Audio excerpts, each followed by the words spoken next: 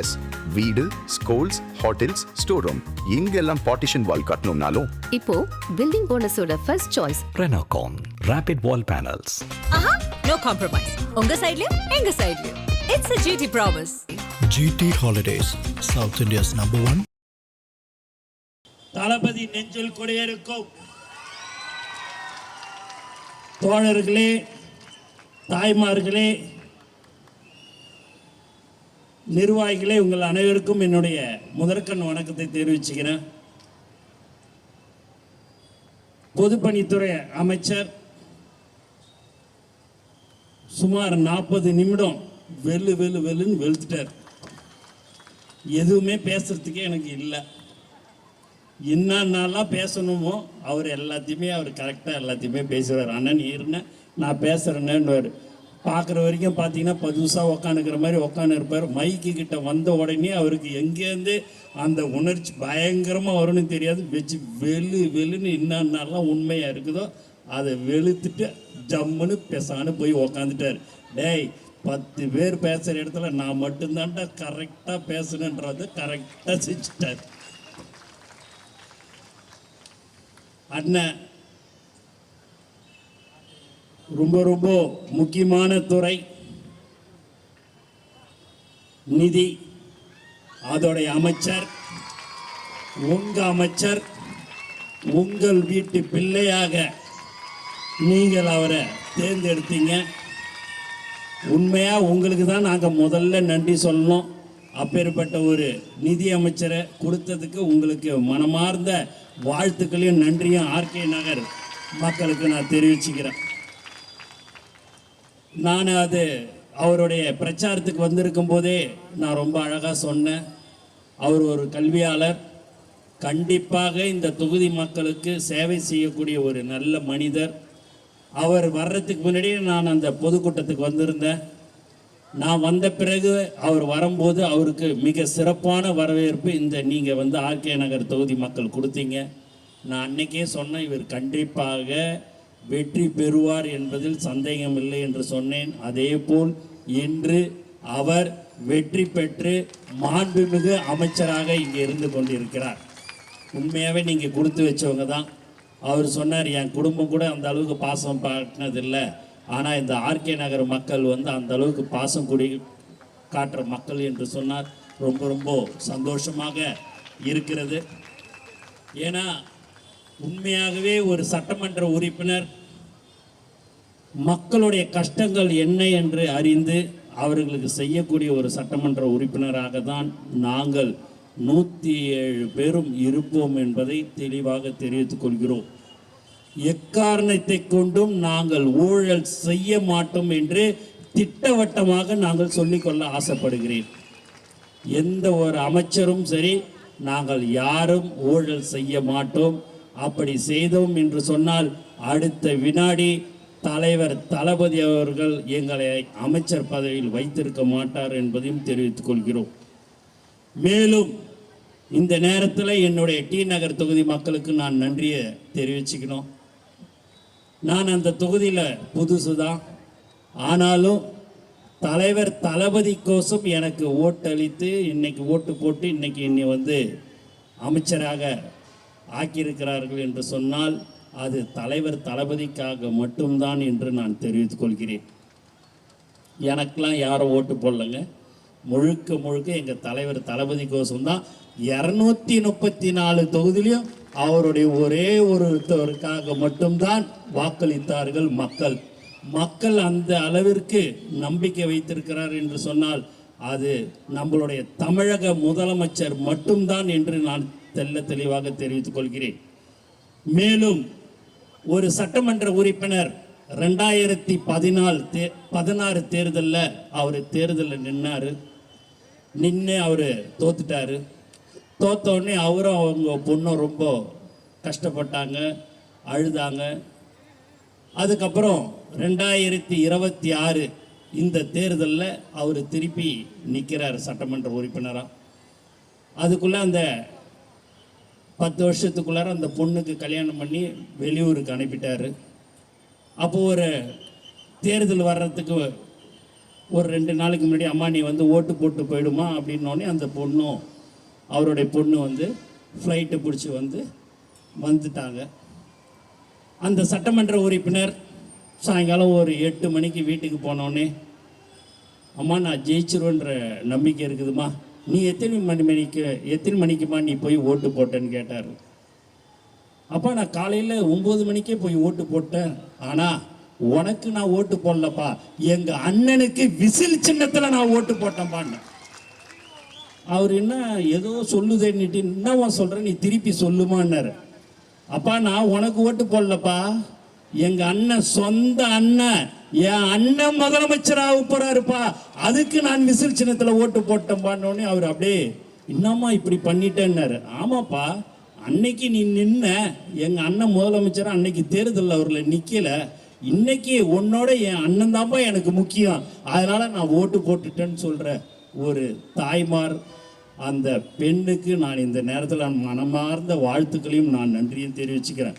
எந்த அளவுக்கு ஒரு சொந்த அப்பாவுக்கு தேர்தலில் நிற்கும் போது அவருக்கே ஓட்டு போடாமல் அண்ணன்ற அந்த உரிமையோடு ஓட்டு போட்டிருக்கிறாங்க. எந்த அளவுக்கு தமிழ்நாடு மக்கள் தலைவர் தளபதி மேல் நம்பிக்கை வைத்து ஓட்டு போட்டிருக்கிறார்கள் போது நாங்கள் அமைச்சர்களும் சரி சட்டமன்ற உறுப்பினர்களும் சரி உங்களுக்கு நாங்கள் சேவை செய்வோம், எக்காரணத்தை கொண்டும் நாங்கள் தவறு செய்ய மாட்டோம் என்று நாங்கள் திட்டவட்டமாக நாங்கள் தெரிவித்துக் கொள்கிறோம். நாங்களோ எங்கள் கட்சியை சார்ந்தவர்களோ யாரும் தவறு செய்ய மாட்டார்கள் என்பதை நாங்கள் உறுதியாக தெரிவித்துக் கொள்கிறோம். மேலும் இன்னும் நீங்க 3 மாசத்துல பாத்தீங்க அப்படின்னா பிஜேபியுடன் திமுக கண்டிப்பாக கூட்டணி சேர்ந்து விடுவார்கள் என்பதையும் நான் தெரிவித்துக் கொள்கிறேன். நீங்கள் எழுதி வைத்துக் கொள்ளுங்கள். அவர்கள் தயாராகி விட்டார்கள். இனி வரும் காலங்களில் இங்கே எதுவுமே செய்ய முடியாது. இன்னும் 20 வருடத்துக்கு தலைவர் தளபதி தான் மாண்புமிகு தமிழ்நாடு முதலமைச்சராக இருப்பார். அதில் எந்த மாற்றமும் இல்லை. ஏன் அப்படின்னு சொன்னீங்க அப்படின்னா எங்களுடைய தலைவருடைய திட்டங்கள் அனைத்துமே மிக சிறப்பாக மக்களுக்கு சேவை செய்கிற திட்டமாகத்தான் இருக்கும். எந்த நேரமும் மக்களை நினைத்து கொண்டு மக்களுக்கு என்ன செய்யலாம் சொல்லக்கூடிய ஒரு தலைவர் தான் எங்கள் தலைவர், நம்மளுடைய தலைவர் தளபதி. மேலும் நீங்க ஊராட்சி மன்ற தேர்தல் வர இருக்கிறது என்று சகோதரர் பொதுப்பணித்துறை அமைச்சர் அவர்கள் சொன்னார். கண்டிப்பாக அந்த தேர்தலில் தமிழக வெற்றி கழகம்தான் வெற்றி பெறும் என்பதில் எந்தவித சந்தேகமும் இல்லை.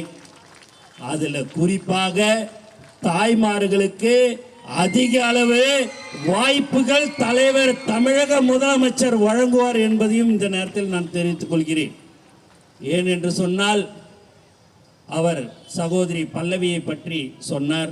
உண்மைதான். அவர் சொன்னார் 7-8 மாத கர்ப்பிணி, அவங்கள போய் நீ போய் ஓட்டு கேட்க சொல்கிற, என்னென்ன இது அப்படின்னாரு.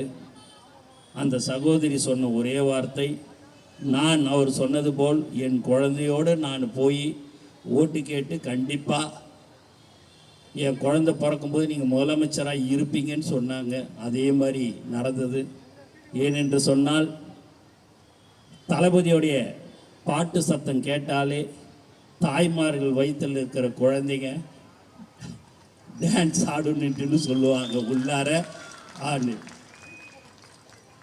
பார்த்தீங்கன்னா உண்மையாகவே நான் சொல்கிறேங்க, இந்த மாதிரியான ஒரு முதலமைச்சர் நமக்கு யாருக்குமே கிடைக்க மாட்டார். நமக்கு உண்மையாகவே கிடைத்திருக்கிறார். பெருமைக்கோசம் நான் சொல்லலை. ஒரு அமைதியானவர், மக்களுக்கு என்ன செய்யணும், எந்த ஒரு துறையிலும் தவறு நடக்காமல் பார்த்து கொள்ளுங்கள் என்று தான் எங்களுக்கு அறிவுரை சொல்லக்கூடிய ஒரு தலைவர் எங்கள் தலைவர் தளபதி. ஆகவே நாங்கள் உங்களுக்கு சேவை செய்ய வந்திருக்கிறோம். உங்களுக்கு என்ன பிரச்சனைகள் எதுவாக இருந்தாலும் எங்களிடம் நீங்கள் அதை சொன்னீர்கள் என்று சொன்னால் அதை நாங்கள் உடனடியாக செய்து தருவோம். இன்னும் ஒரு 10-15 நாள் பொறுத்துக்குங்க. எல்லா எங்களுடைய சட்டமன்ற உறுப்பினர் எல்லாருமே நீங்கள் பார்த்தீங்க அப்படின்னா எல்லாமே டிஜிட்டல் முறையில் உங்களுக்கு QR கோடு கொடுத்துருவோம். அதில் ஏதாவது நீங்கள் புகாரை தெரிவிக்கணும் அப்படின்னா அது எங்களுக்கு உடனடியாக தெரிய வரும். உடனடியாக நாங்கள் அதை சரி செய்து விடுவோம் என்பதை நாங்கள் தெரிவித்துக் கொள்கிறோம். உங்களுக்கு கிடைச்ச ஒரு சட்டமன்ற உறுப்பினர் ரொம்ப அருமையானவர், நல்லவர், வல்லவர். 100 சீட்டில் 60 சீட்டு கொடுத்துட்டாரு. நான் அடுத்து 60 சீட்டு கொடுத்துட்டாரு, இன்னும் 40 சீட்டு இருக்குதுன்னு நான் யோசிச்சுக்கினே இருந்தேன். என் டி நகர் தொகுதியில் இருக்கிறவங்களை எடுத்துன்னு போய் அந்த 40 சீட்டையும் போயிட்டு நான் ஃபில்லப் பண்ணிடணும். ஏன்னா அண்ணா நீ தானே, நான் 60 பேர் தானே, நீ 100 சொன்ன இல்லைண்ணே, 60 கொடுத்துட்டு மீதி 40 இருக்குதுல்ல, என் டி நகர் தொகுதி கொடுங்கன்னு சொல்லிட்டு நான் எப்படியாவது எங்கள் அண்ணன்கிட்ட பேசி நான் வாங்கிடுவேன். அதே மாதிரி அவர் ஃபைனான்ஸ் மினிஸ்டராக தான், நிதி அமைச்சராக இருக்கிற போது என்னுடைய துறை சார்ந்த அதிகாரிகளிடம் நான் சொன்னது, சீக்கிரமாக போயிட்டு அவர்கிட்ட போய் எது எது தேவையோ அதெல்லாம் கேட்டு வாங்கிடுங்க. மற்ற அமைச்சர்லாம் போயிடுவார். விளையாட்டுத்துறை அமைச்சர் பக்கத்திலே இருக்கிறார், ரூம் வச்சுருக்கிறாரு, பக்கத்திலே போய் கேட்டுருவார். நீங்கள் உடனே போய் நீங்கள் வாங்கிடுங்க அப்படின்ன உடனே யோசிக்கிறார் பொதுப்பணித்துறை அமைச்சர். ஓஹோ, அண்ணன் உனக்கு மட்டும்தான் தருவாரா, நானும் கேட்டுடுறேன்னு. ஆனால் நான் முதலே அச்சாரம் போட்டேன், அண்ணன் எனக்கு எதுவாக இருந்தாலும் எனக்கு கொடுத்துட்டு தான் நீ மற்றவங்களுக்கு கொடுக்கணும்னு சொல்லிட்டேன். ஏன்னா கண்டிப்பாக அவர் ஒரு நல்ல மனிதர், மனசார சொல்கிறேன், அவரை பெருமைக்கோசம் இந்த மேடையில் சொல்கிறேன். நீங்கள் எல்லாருமே கொடுத்து வைத்தவர்கள் தான். ஏன்னா ஒரு சட்டமன்ற உறுப்பினரை பற்றி பேசணும் அப்படின்னாலே பார்த்தீங்கன்னா பொதுக்கூட்டம் போட்டோன்னா விதியேன்னு உக்காந்துருப்பாங்க. 5 வருஷத்துக்கு நீ சட்டமன்ற உறுப்பினர்ரா, உங்ககிட்ட நான் வந்து கையெழுத்து வாங்கணும், ஏதாவதுன்னா ஒரு அப்ளிகேஷன் வாங்கணும், வேறு வழியே கிடையாதுன்னு அப்படியே பொறுமையாக கைத்தட்டுவாங்க. ஆனால் இங்கே உணர்வுபூர்வமாக ஒரு சட்டமன்ற உறுப்பினர் உங்களுடைய அமைச்சரை சொன்னவுடன் நீங்கள் சந்தோஷத்துடன் கைத்தட்டுகிறீர்கள் என்று சொன்னால் அவருடைய சேவை மிக சிறப்பாக இருக்கிறது என்பதுதான் அர்த்தம். அவருடைய சேவை கண்டிப்பாக தொடரும் என்பதிலும் சந்தேகமில்லை. மேலும் மாவட்ட செயலாளர் சுறாவேலு 6 வருடமாக தளபதி விலையில்லா விருந்தகத்தை நடத்தி கொண்டிருக்கிறார். அவருக்கும் இந்த நேரத்தில் நான் நன்றியை தெரிவிச்சுக்கிறேன். மேலும் நம்மளுடைய மக்களுக்கு என்ன தேவைகள் என்று அறிந்து தமிழக முதலமைச்சர் அவர்கள் உங்களுக்கு செய்வார் என்ற நான் இங்கு சொல்லிக்கொள்ள ஆசைப்படுகிறேன். மேலும் வீடு கட்டும் திட்டத்தின் கீழ் கண்டிப்பாக எங்கெல்லாம் குடிசை வீடு இருக்கிறதோ அது கண்டிப்பாக இந்த 5 வருடத்தில் கல்வீடாக மாற்றத்துக்கு உண்டான ஏற்பாடுகளை மாண்புமிகு முதலமைச்சர் அவர்கள் செய்வார்கள் என்று நான் இங்கே தெரிவித்துக் கொள்கிறேன். மேலும் நம்மளுடைய திட்டங்கள் எல்லாம் செயல்படுத்தப்படும்.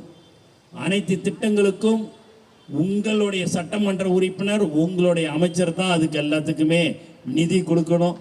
அதனால் அவர் கண்டிப்பாக நிதி கொடுப்பார் என்ற நம்பிக்கை எங்களுக்கு இருக்கிறது. ஆகவே உங்களுடைய இந்த நன்றி கூட்டத்திற்கு எங்களை அழைத்த மாண்புமிகு அமைச்சர் அவர்களுக்கு மனமார்ந்த வாழ்த்துக்களையும் நன்றியும் கூறிக்கொண்டு எனக்கு வாய்ப்பு கொடுத்த அனைத்து உள்ளங்களுக்கும் நன்றி கூறி விடைபெறுகிறேன். நன்றி, வணக்கம்.